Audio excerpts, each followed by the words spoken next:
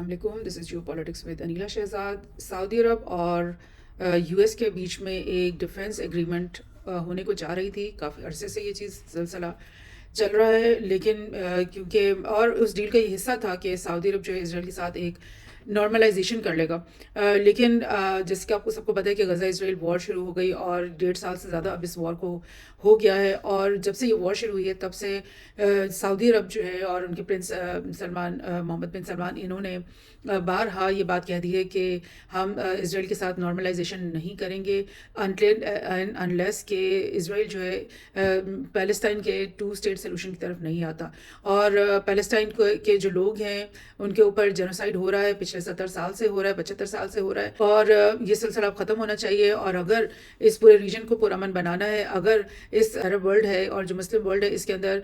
Progress और development का जो दौर है वो शुरू करना है, तो उसके लिए डेफिनेटली ये ज़रूरी है कि जो रीजन है वो पुरअमन हो। और पुरअमन एक ही सूरत में होगा कि फ़लस्तीन का भी जो नेशन हुड है, उसका जो एक स्टेट होने का जो उसका हक है वो उसको मिले, और वो तमाम जो पावर्स होते हैं जो कि किसी भी स्टेट के जो लोग हैं उनके पास होते हैं अपनी इकोनॉमी को चलाने के लिए, अपनी मिलिट्री को स्ट्रेंथन करने के लिए, अपने फॉरेन रिलेशंस लोगों के साथ बनाने के लिए, वो सब तभी होगा जबकि फ़लस्तीन जो है ना वो एक इंडिपेंडेंट सॉवरेन कंट्री बन जाएगा। और जब से ये MBS ने ये बात कही है, सऊदी अरब ने कही है, और बाकी भी दीगर जो अरब कंट्रीज़ हैं उनकी तरफ से यही मुतालबा बार बार सामने आया है कि अब वक्त आ गया है कि 2 स्टेट सोल्यूशन के ऊपर अमल किया जाए। तो तब से US और सऊदी अरब के बीच में जो डिफेंस पैक्ट होने को जा रहा था वो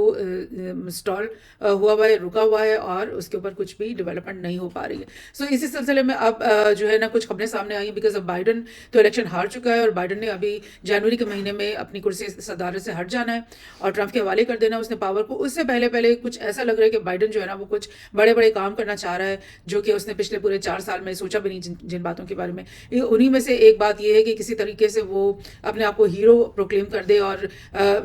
जो ट्रंप करने को आ रहा है कि जो ट्रंप ने बात की है कि मैं आते साथ ही गज़ा इसराइल वॉर ख़त्म करवाऊंगा, मैं आते साथ ही 1 दिन के अंदर अंदर यूक्रेन की वॉर को भी जो है ना ख़त्म करवाऊंगा, तो क्यों ना उसके आने से पहले मैं ही खुद जो है ना वो कुछ ना कुछ अपने आप को हीरो कंसिडर करवा लूँ। तो उसी सिलसिले में मुझे ये लग रहा है कि जो मैंने कल भी पॉडकास्ट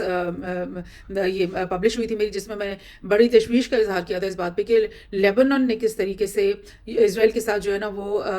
सीज़ फायर की एग्रीमेंट के ऊपर साइन कर दिया, क्योंकि लेबनान के अंदर जो हिजबुल्लाह है वो तो उसी पहले दिन से, जब से गज़ा इसराइल वॉर शुरू हुई है तब से इसराइल के ऊपर हमले भी कर रहा था, उसको उसने स्ट्रेस में भी रखा हुआ था। और इसराइल की आधी जो आर्मी है उसको साउदर्न बॉर्डर पे आकर हिजबुल्लाह के साथ मुकाबला करना पड़ा था। और हिजबुल्लाह का मतलब वजूद का मकसद ही है कि फ़लस्तीन को आज़ाद करवाना। तो किस तरह से ऐसे हुआ कि गज़ा की सीज़ फायर की तो कोई बात नहीं सामने आई, और उससे पहले ही हिजबुल्लाह ने या लेबनान ने सीज़ फायर कर लिया। तो मुझे अब ऐसा लग रहा है कि जैसे बाइडन जो है ना वो चाह रहा है कि कुछ ना कुछ फेस सेविंग उसकी गवर्नमेंट को मिले, उसकी पार्टी को मिले, कि हमने जाने से पहले जो है ना ये हमने तो करवा दिए थे, सीज़ फायर भी करवा दिया था, हमने जाने से पहले ये जंग बंदी की सिलसिला भी शुरू करवा दिया था। तो ये फेस सेविंग के लिए शायद बाइडन इस किस्म की अब हरकतें कर रहा है, बिकॉज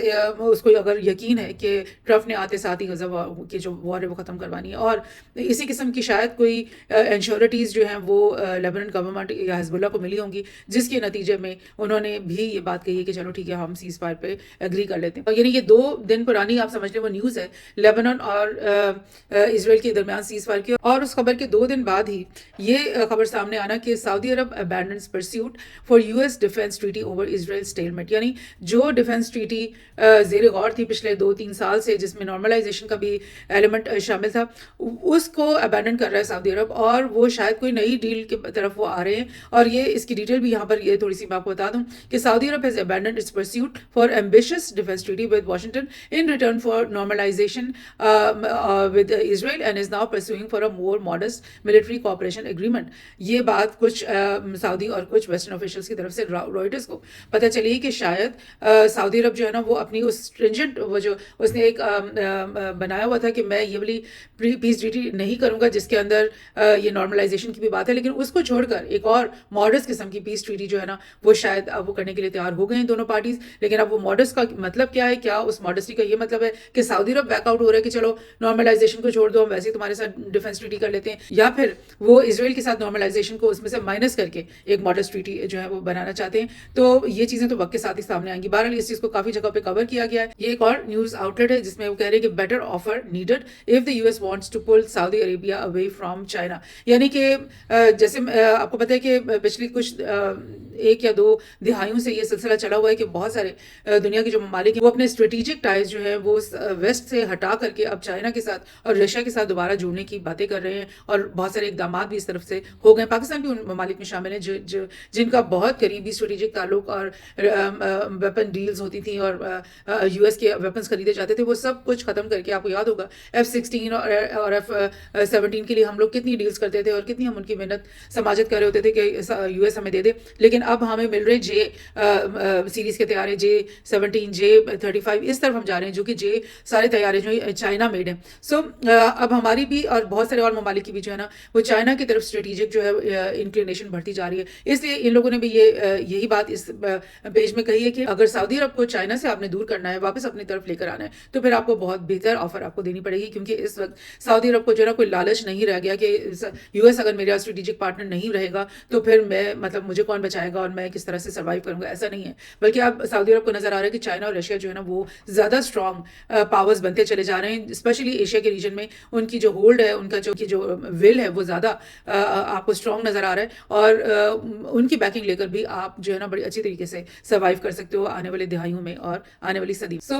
ये क्रेडल ने क्या कहा इसके बारे में कि kingdom of Saudi Arabia abandons US defence pact over Palestine statehood stalemate report. Sources cite that Riyadh is now looking for a more modest agreement that foregoes normalization with Israel. यानी अब ऐसा पैक्ट बना लो जिसमें normalisation की बात निकाल दो और हम दो पार्टीज यानी यूएस और सऊदी अरब के बीच में हम एक छोटा मोटा डिफेंस पैक कर लेते हैं, और इसके बीच में जो बात थी कि इसराइल के साथ नॉर्मलाइजेशन भी करनी है वो चीज़ आप निकाल दो इसमें से, क्योंकि इसराइल के साथ हम तब तक नॉर्मलाइजेशन नहीं करेंगे जब तक